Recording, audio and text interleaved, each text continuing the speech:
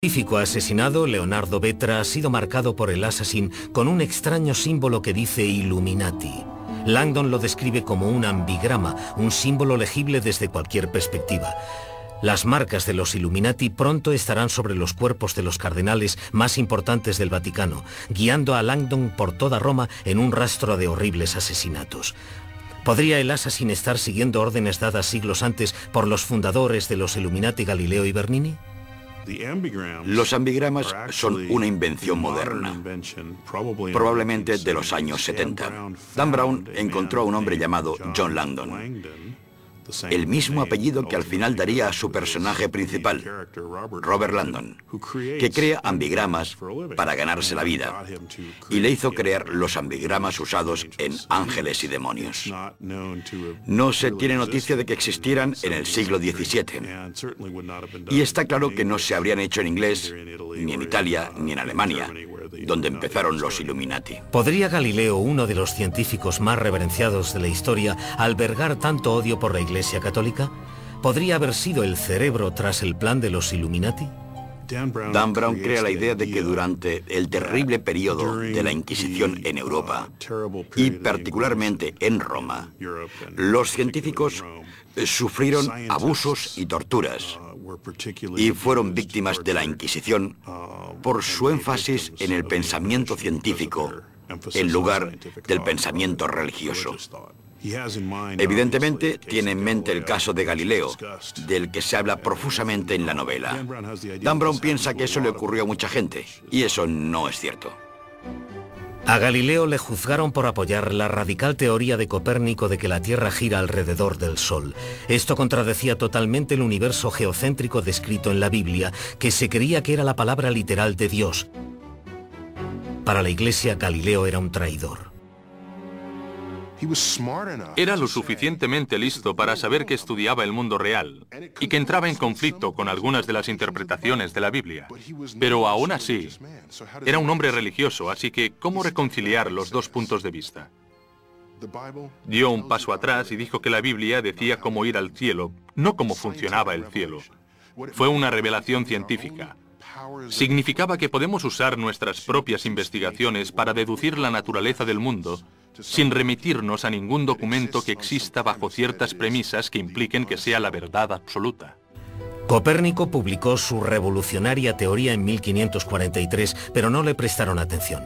Un siglo después, la autoridad de la Iglesia Católica había sido minada por la Reforma Protestante y exigía obediencia a la doctrina. Cuando Galileo apareció para apoyar la teoría de Copérnico, encontró una rígida resistencia. La disciplina de la ciencia no existió realmente hasta la época de Galileo.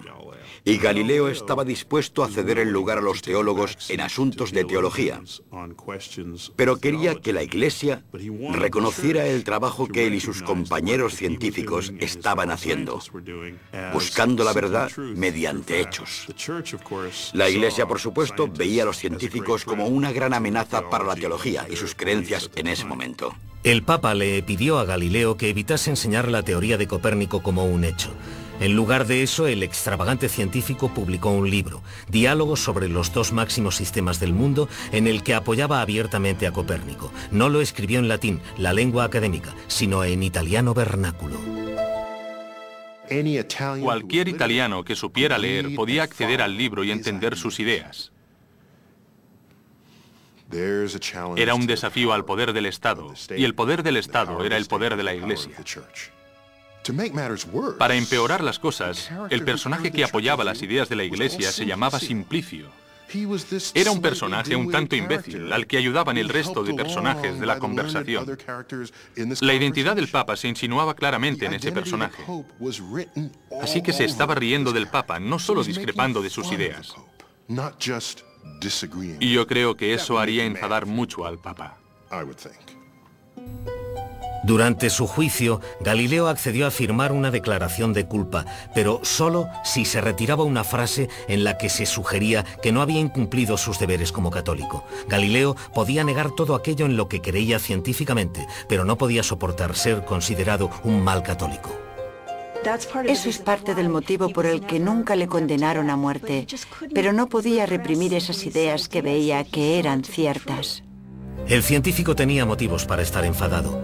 ¿Podría haber desarrollado el plan de los Illuminati durante sus largos años de encarcelamiento gracias a la Iglesia? La batalla de Galileo con la Iglesia expresa el argumento de ángeles y demonios, el viejo enfrentamiento entre ciencia y religión. ¿Fue Galileo, que era devoto de las dos, capaz de reconciliar la crisis entre su alma y su mente? Langdon se enfrenta a una versión moderna del conflicto de Galileo cuando le citan en los laboratorios del CERN, donde mediante experimentos secretos se está desarrollando una sustancia muy volátil y peligrosa llamada antimateria. El CERN es realmente el laboratorio de investigación física más importante del mundo. Está situado cerca de Ginebra, en Suiza, y realmente en el laboratorio del CERN de Suiza trabajan en la antimateria. Realmente inventaron el nombre de la red, como se decía en Ángeles y Demonios. No fue Al Gore. Es uno de los centros de investigación más importantes del mundo actualmente. Leonardo Vetra, el científico asesinado, también era un sacerdote que se consideraba a sí mismo miembro de una nueva raza, un teofísico. A diferencia de Galileo, que sufrió por poner la ciencia por delante de su fe, Vetra se considera antes que nada un hombre de Dios. Sus experimentos secretos han producido la primera antimateria del mundo. Cree que ha recreado el momento del Big Bang, del Génesis mismo.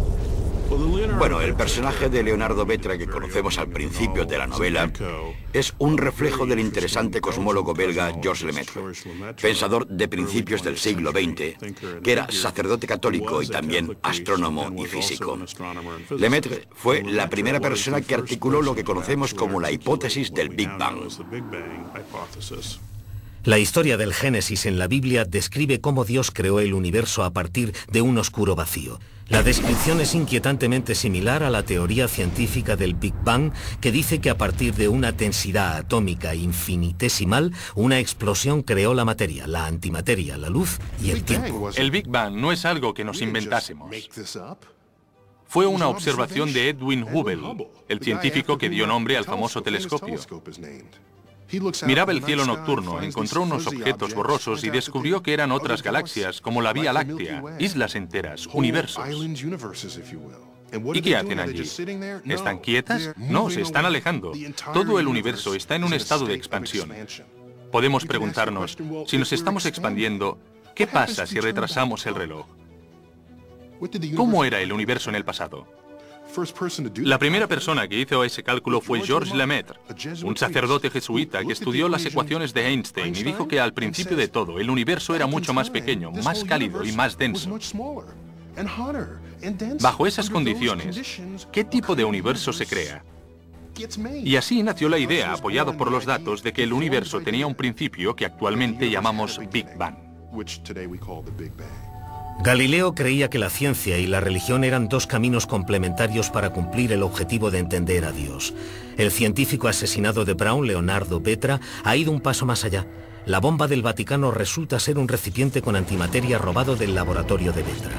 Aunque a Langdon le parece difícil creer que una secta que murió hace siglos aún esté viva, debe aceptar lo evidente. Los Illuminati han esperado 400 años para llevar a cabo un perfecto acto de venganza, destruir la Iglesia con la misma sustancia del momento del Génesis. Los científicos nos han acercado mucho al entendimiento de los orígenes del universo. Y aún así, no hay respuestas en la comunidad científica para lo que ocurrió antes del Big Bang.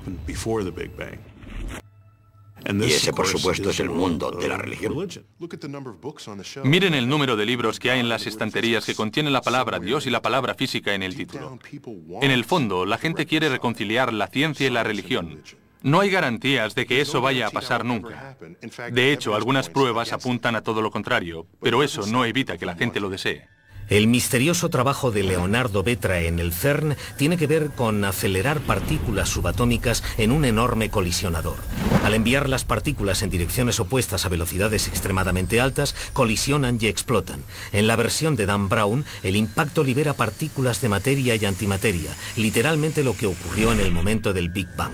Teóricamente, la antimateria es la sustancia más explosiva del planeta, pero ¿realmente existe una materia tan letal?